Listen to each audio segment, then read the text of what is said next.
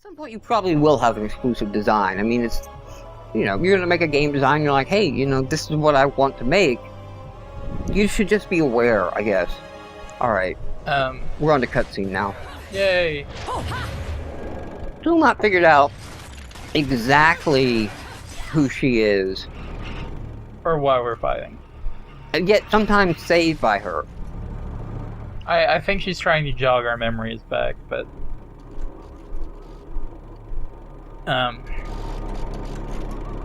Yeah, I have sort of an issue with the idea of taking personal complaints about things like sexism and incorporating it into a review, because I had a problem with Heavy Happy's review of Metroid Other M because it didn't talk about the game itself. I mean, it was like 11 paragraphs long, and 7 were her taking umbrage with Nintendo's portrayal of Samus versus her imagination of Samus and what she had viewed her to be over playing all the previous games.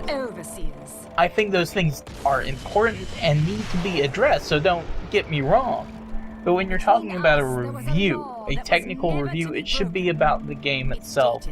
And depending on the context of the game, like, you want to talk about story in an RPG, because that is such a large component of the game. But, like, say, Bayonetta or Dragon's Crown, you want to talk about the action, because that is 90% of what we the are game the, mixed child, okay. 500 years ago.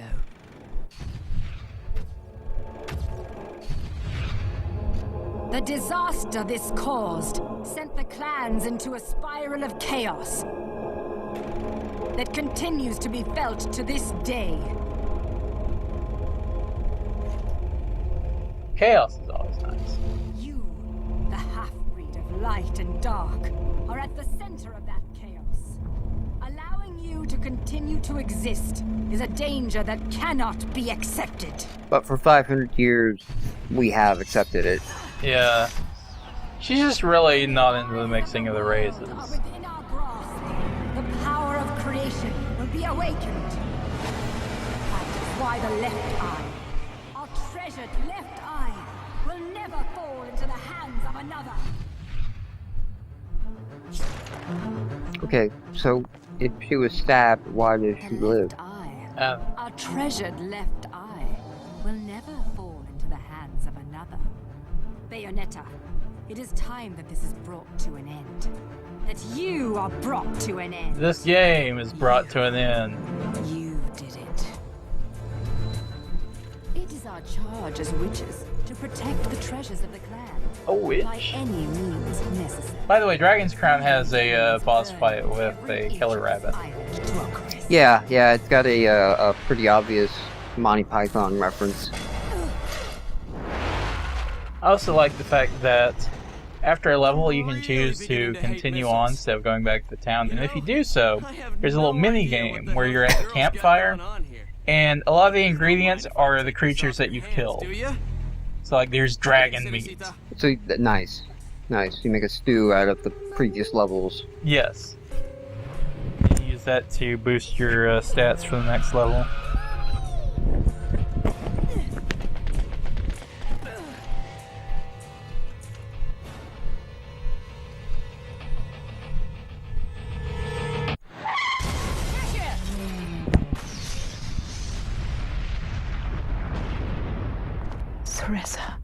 Bayonetta, time is of the essence. This can wait. Benny did not kill a child. Just want you to think he did.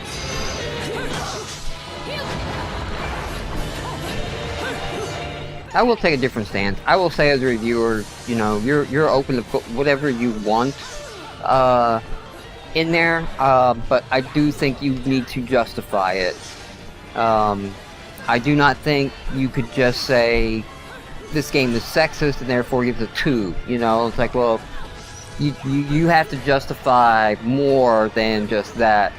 Having done a lot of game reviews, I'll say I don't think I ever docked the game because we just didn't review them, because generally they were really bad on Xbox Live indie games, so we didn't bother writing reviews. Right. Yeah, we weren't out to like, here's all the trash on Xbox. We were trying to actually find the good ones, you know?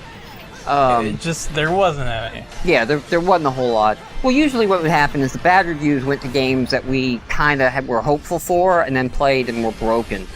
Like there was a Alpha Squad, which has some blatant sexist issues in it, where the women are collected as trophies. Literally, collected as trophies and displayed in your little trophy bedroom. But that game, the networking code did not work, so it's kind of like a twin-stick shooter adventure game. Right. Yeah. It had some good ideas with it. It was just broken. I mean, it just constantly crashed. And that's ultimately like, while I was like, this is a bad review, it's a bad game. It's unplayable. I will say though, if you have those issues in your game, and I already don't like it anyway, expect some comments coming. You know, like... Right. It's... wow. Okay. Okay.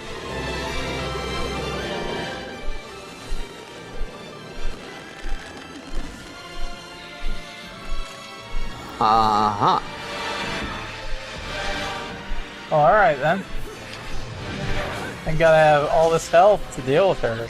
And I think the most important thing, though, for the review is your name to it. I do not believe in any of the sites. I don't know if IGN still does this or not, or GameSpot, whatever, that don't make the reviewer prominent front and center. You know? I'm pretty sure IGN has the reviewer's name on there now. You know, well, for a while, like, most of them did not. And you know, that's one of the reasons behind Giant Bomb spinning off and starting, aside from being fired. But that was kind of one of their things of like, they wanted to make sure you knew who was writing the review. And I know that Jeff Gerstmann is a huge fighting game fan.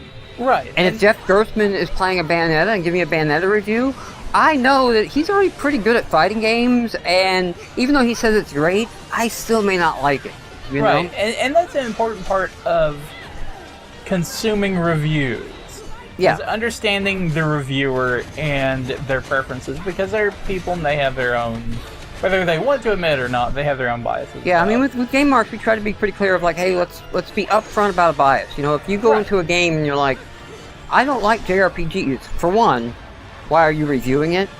But for the other, you know, just let somebody know, like, hey, I don't like fun as hard games, you know, I don't like these Super Meat Boys, etc. And occasionally I would go in and, like, I reviewed as a bullet hell shooter called Decimation X3. Yeah. Which is pretty much, like, loved by every reviewer who plays it, right? And this is when we were, like, building up a review cache of the top reviews on the site. And just by necessity, you know, I drew the card on reviewing that one. Man, it still did not make me like a bullet hell shooter. But I was pretty upfront about that of like, you know, I just don't see the point in this.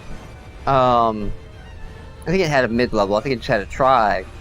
Because I was willing to say like, hey, you know, try that. If it is your thing, go for it. But if it's not your thing, this is not the game to convert you. Did we die and replay? Yeah, okay. We died. Because I had no health when this part of the fight started. Because it didn't refill my health, like we haven't completed the chapter or anything. I think the disgusting part, though, is the ad hominem attacks on the reviewer for a bad review.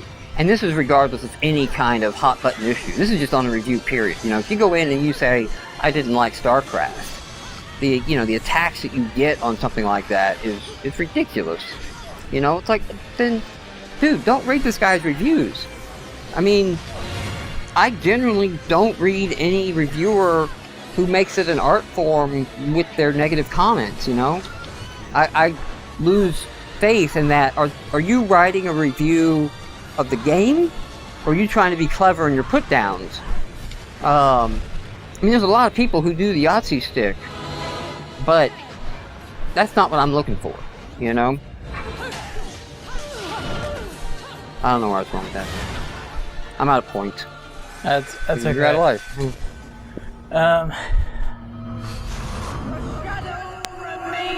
Yeah, I don't. It's not that I necessarily am opposed to people saying, "Okay, I had a problem with this game has sexist overtones. I don't like it."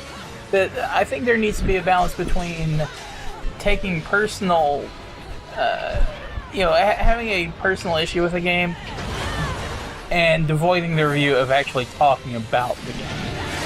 Because there are two sides to it. I mean, it would be like if somebody wrote a bad review of the first Ninja Gaiden game because they didn't like, some of the sexist things that were in that game. But the game itself is really, really good. Really fucking hard. Oh, wait, which one are you talking about? You talking about NES Ninja Gaiden? Xbox. Oh, okay. NES Ninja Gaiden. You said the first Ninja Gaiden, man. Well, the first Team Ninja. Because I was going like, no, it's been a long time, but I really don't remember that many sexist. I even think like a girl is like your contact operative right at the beginning. Yes, she is. Yeah. And that's not to excuse the sexism, but that's, you also need to acknowledge that there are other parts to the work aside from that. I think the only problem is if you don't justify it, and if that played a major part for you, then make the review explain and justify. You know what I mean? You just can't be lazy about it and open the review with, "Oh, this game is sexist." Spend 3 paragraphs talking about suffrage and rights of women and the latest news story that's breaking that's horrible or whatever, and then do a paragraph summary. Like you need to, and I think you are right in that you do need to. Sorry, I'm done looking at her glowing butthole. You do need to put enough in the review that lets me know that you played the game. Right.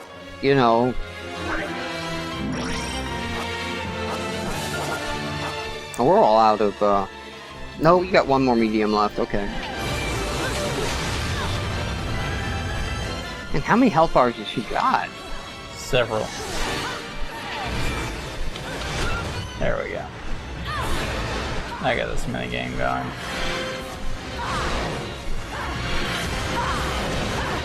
Yeah, and from, I haven't read that review, but from what you told me about the Dragon's Crown review, again, that might not be a review I would agree with, but at least it sounds well-founded. Yeah, I mean, it's to the point where you can't even... It's hard to know if there was points deducted in her review score because of the sexist issues she has, because she had so much else that she called out. Yeah. That for it having a 6.5, I didn't... Like, if she was writing a Game Marks, I would go like, this is not a 6.5 review.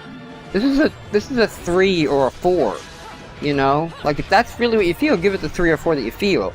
It feels like you're kind of being nice to it, almost. Because you don't have a lot of positives here. Thank God for that QTE there. I'm glad I had that. Hopefully they'll, That will start you there? Yeah.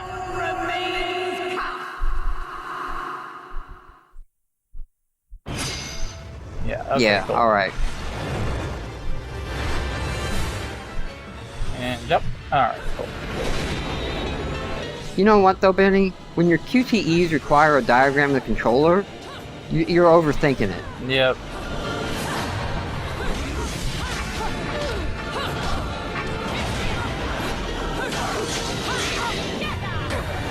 Started playing Kirby's Epic Yarn. Okay. Do you know why? Nope. Game Grumps. Well. They started playing Kirby's Epic Yarn, which is not the first time I've seen it played. And generally, I'm not looking to buy any Wii games. But I'm definitely out of that market. I still own my Wii, but I'm not looking to expand my Wii family at this time. The Wii suffered the same fate as my original Xbox. I didn't play anything on it, so I said, what the hell, let's mod it. Found out there's a Twilight Princess hack, and I have Twilight Princess. So I hacked it with Twilight Princess. Now I'm able to, for free, install any game ever, and left it hacked and never installed any games. That's the saddest thing I can say about a console. Is like, I can play any game that you had on your console for free now, and still choose not to play anything on the console.